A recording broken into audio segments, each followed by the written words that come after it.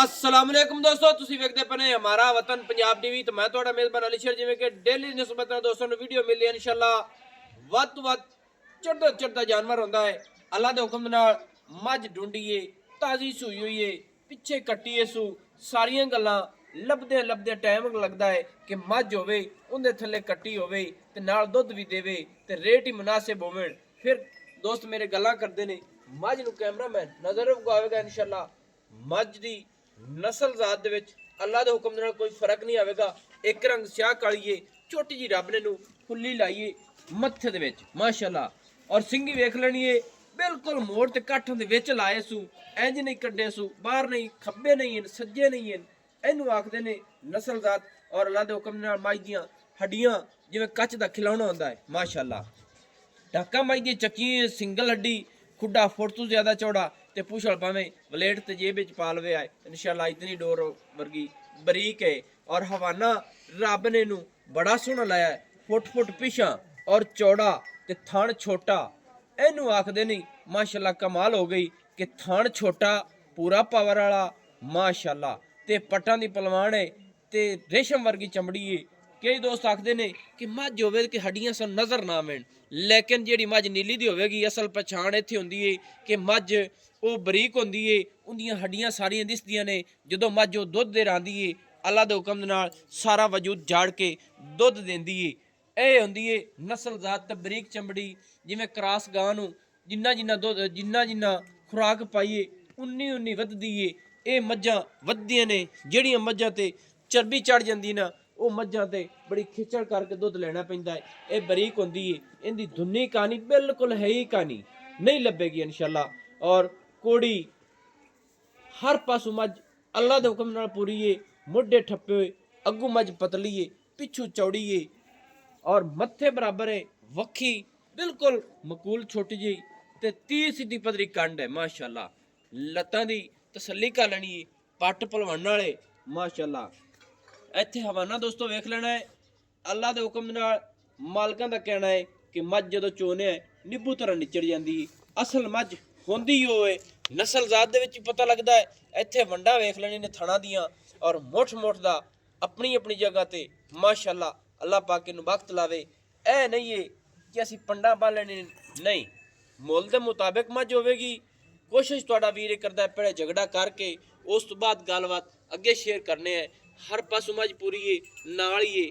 ਅੱਜ ਇਸ ਮੱਝ ਦੀ ਪੂਰੀ ਗਰੰਟੀ ਜਿਹੜੇ ਦੋਸਤ ਦੇ ਕਿੱਲੇ ਤੇ ਗਈ ਦੁਆ ਦਿੰਦਾ ਰਹਾ ਸੀ ਕਿ ਮੱਝ ਵਾਕਿਆ ਹੀ ਨਸਲ ਜ਼ਾਤ ਹੈ। ਕੋਲੀ ਵੇਖ ਲੈ, ਮੈਂ ਦੀ ਕਿਤੇ ਹੈਗੀ ਤੇ ਨਹੀਂ, ਥੱਲੋਂ ਵਿਖਾ ਦੇ ਤੁੰਨੀ ਕੋਲੀ ਮੈਂ ਦੀ ਤੇ ਨਹੀਂ ਹੈਗੀ, ਕਿਤੇ ਵੀ ਹੁੰਦੀ ਹੈ ਫਾਰਮ ਵਾਲੀਆਂ ਹੁੰਦੀਆਂ ਤੇ ਲਮਕੀਆਂ ਹੁੰਦੀਆਂ ਨੇ। ਕਿਸੇ ਪਾਸੋਂ ਮੱਝ ਦੀ ਵਿੱਚ ਕਮੀ ਕਹਾਣੀ, ਸਾਰੀ ਮੱਝ ਵੀ ਮਾਸ਼ਾਅੱਲਾ ਸੁਥਰੀ ਏ। ਐਵੇਂ ਆਖੀ ਜਾਈਏ ਤਾਂ ਮਾੜੀਆਂ ਗੱਲਾਂ ਨੇ। ਅੱਛਾ ਭਾਈ, ਫਿਰ ਮੈਂ ਤਾਂ ਇਹ ਚਗਾਠਾ ਵਿਖਾ ਦੇ। ਹਾਂ, ਮੈਂ ਇਹਨੂੰ ਐਡਾ ਚਗਾਠਾ ਇਹਨਾਂ ਲੱਗਾ ਹੋਏਗਾ ਅੱਲਾ ਦੇ ਚੌਕਟਾ। ਆਹ ਵੇਖ ਲੈ, ਮੈਂ ਜਿਹੜਾ ਨਾ ਹਾਂ, ਕੋਈ ਬੰਦਾ ਆਖ ਦਿੰਦਾ ਕਈਆਂ ਦੀਆਂ 3 ਹੱਡੀਆਂ ਨੇ, ਕਿਸੇ ਦਾ ਆਹ ਸਾਨਾ ਨਹੀਂ ਚੰਗਾ ਹੁੰਦਾ। ਕੋਈ ਵੇ ਪੂਛ ਨਿਕਲਦੀ ਸ਼ਮਕੀ ਦੀ ਜਿਵੇਂ ਡੋਰ ਹੁੰਦੀ ਹੈ। ਐਵੇਂ ਗੱਲ ਹੈ। ਅਸਲ ਨੀਲੀ ਦੀ ਖਾਸੀਅਤ ਕੀ ਹੈ? ਹਾਂਜੀ, ਜਿਹੜੀ ਮੱਝ ਚਰਬੀ ਵਿੱਚ ਹੋ ਜਾਂਦੀ ਏ। ਨਹੀਂ ਬਾਜੂ ਫਿਰ ਰੰਦੀ ਨਹੀਂ, ਦੁੱਧ ਨਹੀਂ ਦਿੰਦੀ, ਫਿਰ ਫਾਇਦਾ ਕੋਈ ਨਹੀਂ ਹੁੰਦਾ। ਚਰਬੀ ਵਿੱਚ ਕੀ ਹੁੰਦੀ ਕਿ ਮੱਝ ਨੂੰ ਖੁਰਾਕ ਡਬਲ ਤੋਂ ਡਬਲ ਹੁੰਦੀ ਔਰ ਮੱਝ ਉਹ ਕਾੜਦੀ ਹੁੰਦੀ। ਹਾਂਜੀ, ਐਵੇਂ ਗੱਲ ਹੈ। ਅੱਲਾ ਦੇ ਨੀਲੀ ਦੀ ਮੱਝ ਹਮੇਸ਼ਾ ਤੋਂ ਬਰੀਕ ਹੋਵੇਗੀ। ਫਿਰ ਦੁੱਧ ਦੇ ਰਿਕਾਰਡ ਦੇ ਮੁਤਾਬਿਕ ਅਗਰ ਮੱਝ ਨੂੰ ਅਗਾ ਜਿਹੜੇ ਦੋਸਤੋ ਖੁਰਾਕਾਂ ਪਾਉਂਦੇ ਨੇ, ਡਬਲ ਦੁੱਧ ਕਰਦੀ ਹੈ। ਅੱਲਾ ਦੇ ਹੁਕਮ ਨਾਲ ਇਹ ਅਸੀਂ ਵੀਡੀਓ ਦੇ ਵਿੱਚ ਦੁਬਾਰੇ ਦੋਸਤੋ ਕਹਿੰਦੀਆਂ ਰੱਖਦੇ ਪਏ ਕਿ ਮੱਝ ਅਸੀਂ ਇੱਥੋਂ ਹੁਣ ਭੇਜੀ ਨਾ 10-12 ਲੀਟਰ ਤੇ ਮੱਝ ਕਰੇਗੀ 14-16। ਅੱਲਾ ਦੇ ਕਰਦੀ ਦੀ ਵਜ੍ਹਾ ਕੀ ਹੈ? ਇਹ ਬਰੀਕ ਤੇ ਨੀਲੀ ਦੀ ਇਹ ਨਹੀਂ ਹੈ ਵੀ ਕਿਸੇ ਪਾਸ ਉੱਤੋਂ ਦੀ ਹੋਵੇ। ਮੈਂ ਮੱਝ ਨੂੰ ਖੋਲ ਥੋੜਾ ਜਿਹਾ। ਨੀਲੀ ਦੀ ਮੱਝ ਨੂੰ ਬਰੀਕ ਜਿਹੜੀ ਮੱਝ ਹੁੰਦੀ ਉਹਨੂੰ ਖੁਰਾਕ ਹੋਵੇ, ਉਹ ਮੱਝ ਦੁੱਧ ਤੇ ਆਉਂਦੀ ਏ। ਐਵੇਂ ਗੱਲ ਹੈ ਜੀ ਮਾਸ਼ਾਅੱਲਾ। ਦੋਸਤੋ ਤਸੱਲੀਆਂ ਕਰ ਲੈਣੇ, ਟੁੱਟਦੀ ਫਿਰਦੀ ਦੇ ਅੱਲਾ ਦੇ ਹੁਕਮ ਨਾਲ ਨੌ ਘਸੇ ਹੋਏ ਦੋ ਦੀ ਮੱਝ ਹੈ। ਨਸਲ ਜ਼ਾਤ ਵਿੱਚ ਫਰਕ ਨਹੀਂ ਆਵੇਗਾ ਮਾਸ਼ਾਅੱਲਾ। ਕੱਦ ਸੋਹਣਾ, ਹੱਡੀਆਂ ਸੋਹਣੀਆਂ, ਪੁੱਠਾ ਸੋਹਣਾ। ਬਾਕੀ ਚਰਬੀਆਂ ਵਾਲੀ ਆਖੋ ਉਹ ਵੀ ਲੱਭ ਜਾਂਦੀ, ਲੇਕਿਨ ਨਹੀਂ, ਉਹਨਾਂ ਦੇ ਰੇਟ ਵੀ ਜ਼ਿਆਦਾ ਹੁੰਦੇ ਨੇ। ਮੱਝ ਜਦਨ ਵੀ ਹੋਵੇ, ਬਰੀਕ ਹੋਵੇ, ਨਸਲ ਜ਼ਾਤ ਵਾਲੀ ਹੋਵੇ, ਉਹਦੇ ਅੱਲਾ ਦੇ ਹੁਕਮ ਨਾਲ ਫਰਕ ਨਹੀਂ ਆਉਂਦਾ।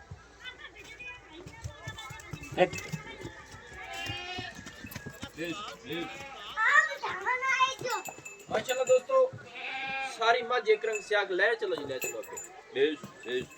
ध्यान ना कटी, ध्यान ना भला हो जाए। हटा ले सीधी का, हटा ले हौसले ना, हटा ले।